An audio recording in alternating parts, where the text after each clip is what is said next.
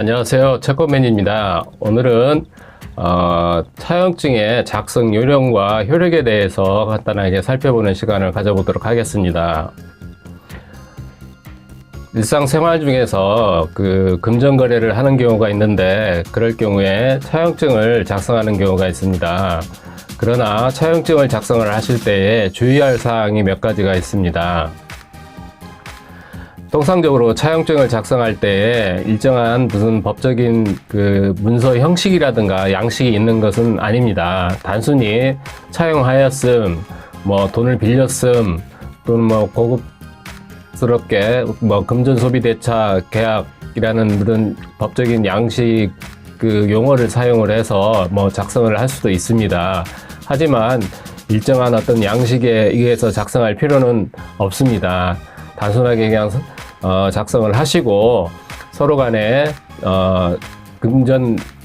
차용한 금전 또는 채권자, 채무자의 성명과 차용한 날짜, 그 다음에 변제할 금액, 변제할 이자, 그 다음에 채권자와 채무자의 주소지, 그 다음에 변제할 날짜, 이런 내용들을 자세하게 작성을 한 연후에 채무자의 서명이나 또는 도장을 찍어서 이렇게 받아 놓으시면 되는 형식으로 되어져 있습니다.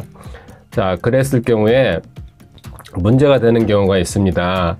차용증을 작성을 하실 경우에 만약에 채무자가 도장을 찍는 경우가 있습니다. 또는 서명을 하는 경우도 있습니다. 근데 도장을 찍는데 채무자가 막도장을 찍는 경우나 또는 간단한 서명을 하였을 경우에 채무자가 나중에 변제할 날짜에 변제를 하지 않고 그러고 있다가 결국에는 법정 다툼에 가서 법정에 가서 판사에게 이 도장은 내가 찍은 도장이 아니다.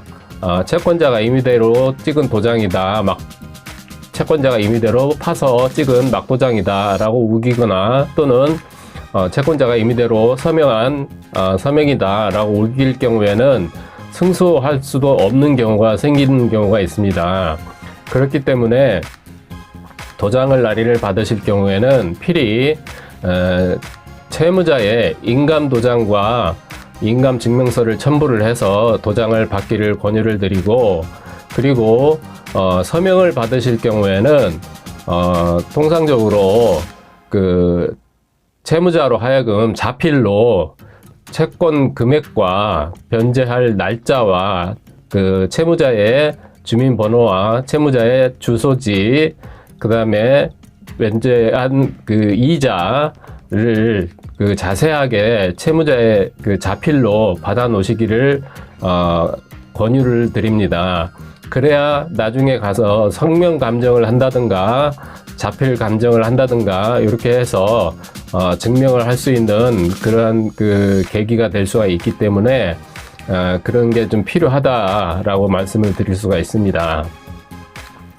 자, 이와 같이 차용증을 작성을 하실 때에는 간단한 내용인 것 같지만 채무자가 법정에 가서 나쁜 마음을 먹고 이것은 내가 작성한 차용증이 아니다라고 우길 경우에는 그 증거를 입증을 하기 위해서 채권자가 이것은 채무자가 작성한 차용증이다라는 것을 입증을 해야 되는 그러한 곤란한 경우가 생길 수가 있기 때문에 간단한 내용인 것 같지만 그러한 것을 챙겨서 잘 작성을 해 두시는 것도 하나의 요령이라고 할 수가 있겠습니다. 또한 채무자가 만약에 차용증을 작성하지 아니하고 돈을 차용을 할 경우에 채권자가 그냥 통장으로 돈을 입금을 시키는 경우가 있습니다. 그랬을 경우에 입금증만 가지고 있다고 했을 경우에 채무자가 돈을 갚지 않고 있었다고 가정을 하겠습니다. 그럴 경우에 나중에 채권자가 소송을 걸어서 돈을 갚으라고 이제 소송을 거는 경우가 있습니다. 자, 그럴 경우에는 어떻게 되겠느냐? 물론 이것도 소송에서 승소할 가능성이 다분히 적다라고 볼 수가 있습니다. 그러니까 차용증을 작성을 하지 않고 그냥 입금증만 가지고서 소송에 응했을 경우에를 말씀을 드리는 겁니다. 자, 이럴 경우에는 왜 그런지 이유를 좀 살펴보도록 하겠습니다. 물론 입금증이 돈을 채무자에게 주었다라는 증거 능력은 될 수는 있겠으나 채무자가 달리 주장을 하는 경우가 있습니다.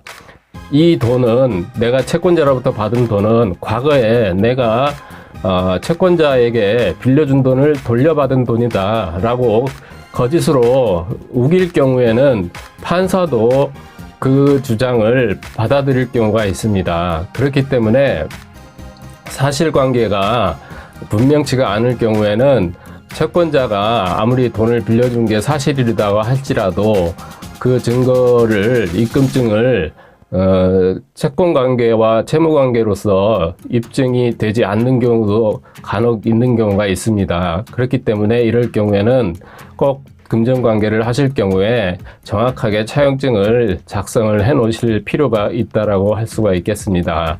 그래서 오늘은 차용증의 작성 요령과 그리고 그 차용증의 효력에 대해서 간략하게 살펴보는 시간을 가졌습니다.